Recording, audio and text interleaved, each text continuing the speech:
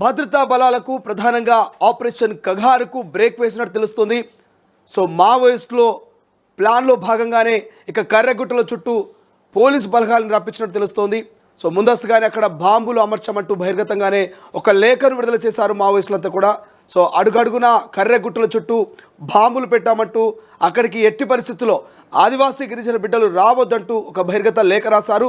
ఆ లేఖను పోలీసు బలగాల్ని ఉద్దేశించే మరి మావోయిస్టులు విడుదల చేశారు. వాళ్ళని సైట్ చేస్తూ ఇక కర్రెగుట్టల నుంచి తప్పించుకునే ప్రయత్నం చేశారు. ఇడ్మా సహా కొంతమంది మావోయిస్టులు అనేటువంటి ప్రచారం జరుగుతుంది.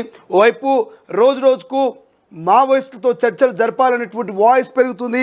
ఓవైపు మాజీ ముఖ్యమంత్రి కేసీఆర్, తెలంగాణ ముఖ్యమంత్రి రేవంత్ రెడ్డి ఇట్లా చెప్పుకుంటూ పోతే చాలామంది కూడా దేశవ్యాప్తంగా ప్రజా సంఘాలు, మేధావులు, పౌర హక్కు సంఘాల అధ్యక్షులంతా కూడా మరి శాంతి చర్చలు జరపాలనేటువంటి అంశాన్ని తెర మీద తీసుకొస్తున్నారు. రోజు రోజుకు బలం చేకూరుతున్నది. సో ఏదైతే కర్రెగుట్టలో భద్రతా దళాలు ఊహించినట్టుగా మావోయిస్టులు భారీ సంఖ్యలో ఉన్నారా, లేకపోతే మావోయిస్టులు పనిపై వ్యూహం ఏమైనా ఉందా అనేటువంటి నేపథ్యంలో చర్చ జరిగింది. సో ఈ చర్చలో భాగంగానే ఆపరేషన్ కగారు తర్వాత భద్రతా దళాలు దూకుడును కర్రెగుట్టల వైపుగా మళ్లించాయి. సో కర్రెగుట్టల వైపుగా మళ్లించి అక్కడికి చేరుకున్నటువంటి పరిస్థితులను చూసాం. ప్రస్తుతం కర్రెగుట్టలపై కూంబింగ్ పరిస్థితులు అంత అనుకూలంగా లేవు. యాంటీ నక్సల్ ఆపరేషన్లో భాగంగా ఈ నెల 21న బచావో కర్రెగుట్టలో మొదలైంది. ఆపరేషన్ను నిర్మాణాత్మకంగా భద్రతా దళాలు అభివర్ణించాయి. ఈ నెల 24న జరిగిన ఎదురు కాల్పుల్లో గుర్తు తెలియని 3 మహిళా మావోయిస్టులు చనిపోయినట్టుగా పోలీసులు ప్రకటించారు. ఆ తర్వాత 28వ తారీఖున ఈ గుట్టల ప్రాంతంలో ఓ భారీ గుహను భద్రతా బలగాలు కనుగొన్నాయి. ఇవి మినహాయిస్తే ఇప్పటి వరకు వారు సాధించిన చెప్పుకోదగ్గ విజయం లేదంటూ అభిప్రాయం వ్యక్తమవుతోంది. అందుబాటులో ఉన్నటువంటి సమాచారం ప్రకారం జవాన్లు కొండపైకి ఎక్కే విషయంలో దూకుడు ప్రదర్శించడం లేదు. దిగువ భాగంలో కూమింగ్తో ఎక్కువగా పరిమితమవుతున్నట్టుగా సమాచారం. కొండ పైభాగంలో హెలికాప్టర్లు, డ్రోన్ల సహాయంతోనే నిఘా పెట్టినట్టుగా తెలుస్తోంది. హెలికాప్టర్లు, డ్రోన్లు, శాటిలైట్ చిత్రాలను విశ్లేషించినప్పుడు కర్రెగుట్టలపై మావోయిస్టుల కదలికలు ఉన్నట్టుగా తెలుస్తోంది. వారు తమ స్థావరాల నుంచి అప్పుడప్పుడు బయటికి వచ్చి తిరిగి అడవుల్లోకి వెళ్తున్నట్టుగా తెలుస్తోంది. సాధారణంగా కొండ ప్రాంతాల్లో కాల్పులు చేసుకునేటప్పుడు కొండ మీద ఉన్న వారికి అదనపు ప్రయోజనం ఉంటుంది. పైగా కర్రెగుట్టల ప్రాంతం మావోలకు కొట్టిన పిండి. దీంతో ఎదురు కాల్పులు మొదలైతే ఇరువైపులా భారీగా ప్రాణ నష్టం జరిగే అవకాశం ఉంది. సో ఈ నేపథ్యంలోనే కర్రెగుట్టలపై దాడులు చేస్తే ఇరువైపులా భారీ నష్టం వాటిల్లే అవకాశం ఉండడంతో భద్రతా దళాలు తమ వ్యూహాన్ని మార్చుకున్నట్టుగా తెలుస్తోంది.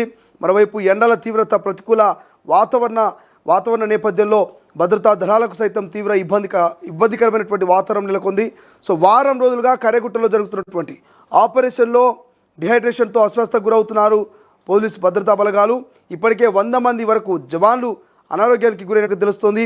దీంతో కర్రెగుట్టల ప్రాంతాన్ని మావోయిస్టుల ప్రభావం నుంచి విడిపించేందుకు దాడులు కంటే బేస్ క్యాంపుల ఏర్పాటు మేలైనటువంటి పరిష్కారం అంటూ ప్రభుత్వం భావిస్తున్నట్టుగా తెలుస్తోంది. సో ఈ మేరకు చెర్ల మండల పరిధిలో తాత్కాలిక వసతి ఏర్పాట్ల పనిలో పారామిలిటరీ ట్రూప్స్ నిమగ్నమయ్యాయి. కర్రెగుట్టల చుట్టూ బాంబులు అమర్చమంటూ బహిరంగ ప్రకటన చేసి మరి భద్రతా దళాల్ని మావోయిస్టులు ఇక్కడికి రప్పించారు. అయితే తమ అగ్రనేతలను దండకారణ్యం నుంచి సేఫ్ జోన్కి తరలించేందుకే ఈ బాంబుల ప్రచారం వ్యూహాత్మకంగా మావోయిస్టులు తెర మీద తీసుకొచ్చారనే వాదనలు సైతం వినిపిస్తున్నాయి. ఇక కర్రెగుట్టలో సోమవారం భద్రతా బలగాలు 150 మందు పాత్రలను గుర్తించారు. ఉన్నతాధికారుల ఆదేశాల మేరకు వాటిని అదే ప్రాంతంలో నిర్వీర్యం చేశారు. సోమవారం రాత్రి బీజాపూర్ జిల్లా ఊసూరు పోలీస్ స్టేషన్ పరిధిలో ఉన్నటువంటి ఆ యొక్క ప్రాంతం అంతా కూడా ఇక ఎదురు కాల్పుల నేపథ్యంలో ఆ గుట్టల మావోయిస్టులకు పోలీసులకు మధ్య ఎదురు కాల్పులు జరిగాయి. ఈ ఘటనలో ఎవరికీ ఎలాంటి నష్టం వాటిల్లలేదు. సో శాంతి చర్చలకు సిద్ధమని మావోయిస్టులు ప్రకటించారు. కాల్పుల విరమణకు ఓకే అంటున్నారు. అయితే తెలంగాణలో ఉన్నటువంటి ప్రజా సంఘాలు, మేధావులు, వారితో పాటు సీఎం రేవంత్ రెడ్డి, ప్రతిపక్ష నేత కేసీఆర్ సైతం శాంతి చర్చల పట్ల సానుకూలంగా స్పందన తెలియజేశారు. సోమవారం CM Revanth Reddy Congress party senior నేత జానారెడ్డికి, అదేవిధంగా కేశవరావులతో ప్రత్యేక భేటీ అయ్యారు.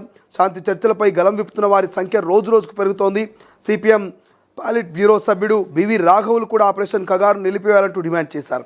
ఈ తరుణంలో కర్రెగుట్టల ఆపరేషన్లో భద్రతా దళాలకు ఏ కొద్ది స్థాయిలో ప్రాణ నష్టం జరిగినా కేంద్ర ప్రభుత్వం చిక్కుల్లో పడుతుంది.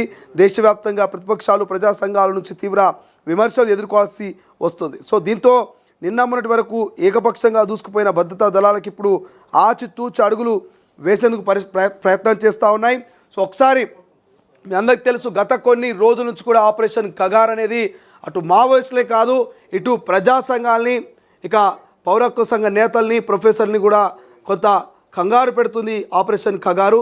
సో మావోయిస్టుల పేరుతో ఆదివాసీ గిరిజన బిడ్డల్ని పొట్టన పెట్టుకుంటున్నటువంటి డిమాండ్స్ కూడా పెద్ద ఎత్తున వస్తున్నటువంటి నేపథ్యంలో మరి ఆపరేషన్ కర్రెగుట్టలో అనేది మరి నిజంగానే ఆగిపోయే అవకాశం ఉందా? మావోయిస్టులు శాంతి చర్చలు జరపండి, మేము గన్ డౌన్ చేస్తామంటూ చెప్తున్నారు.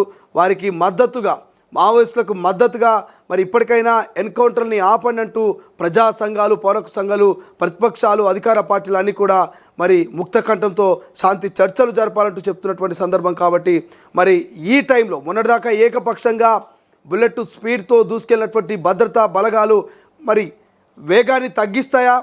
ఆలోచించే అవకాశం ఉందా?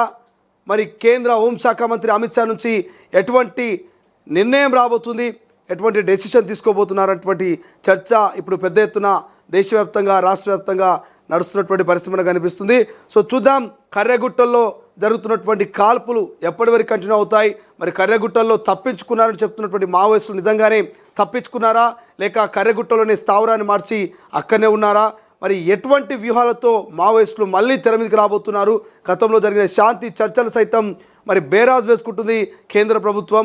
మరి రాష్ట్ర ప్రభుత్వాలు, ప్రజా సంఘాల సలహాలు, సూచనల్ని కేంద్ర ప్రభుత్వం తీసుకొని ఆపరేషన్ కగార్ని ఆపుతుందా, లేక 2026 మార్చ్ 31 వరకు ఆపరేషన్ కగార్ను కంటిన్యూ చేస్తుందా అనేటువంటి ప్రశ్న అందరి మదిలో మెదులుతోంది.